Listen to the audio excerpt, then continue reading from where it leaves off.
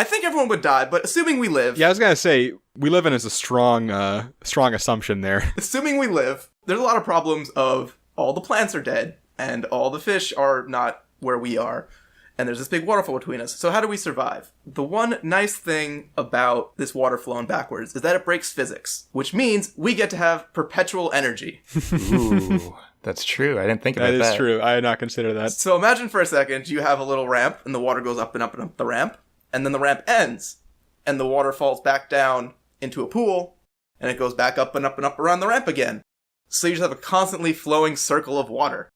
And now, guys, I did the math on this, because I was like, well, how practical is this? I think that should be your catchphrase. I did the math on this. It basically is. So I wanted to find out how big a thing you would need to generate power for a home. And the question is, can you have an in-home perpetual energy unit? So I found the flow rate. I first had to figure out how fast the water's going using the flow rate equation. Tried some sizes, and once I have the flow rate, I can find the power it generates, which turns out to be about 0.55. 0.55 what?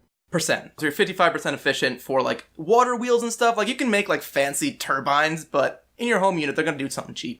At the end of the day, doing all the math out, you need 50 kilowatt hours of energy a day for the average home on the high end. Gotta be conservative here. And to get that, what you need is a water channel that is 22 inches wide with water 9 inches deep, and it needs to fall about 6 feet.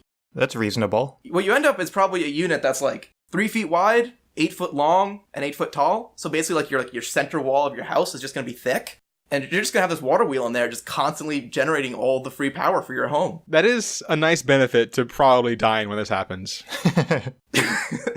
Yeah, plus you won't need to build so many because there's only going to be like 8 people left alive. Right, it's basically any scuba divers who are like particularly lucky.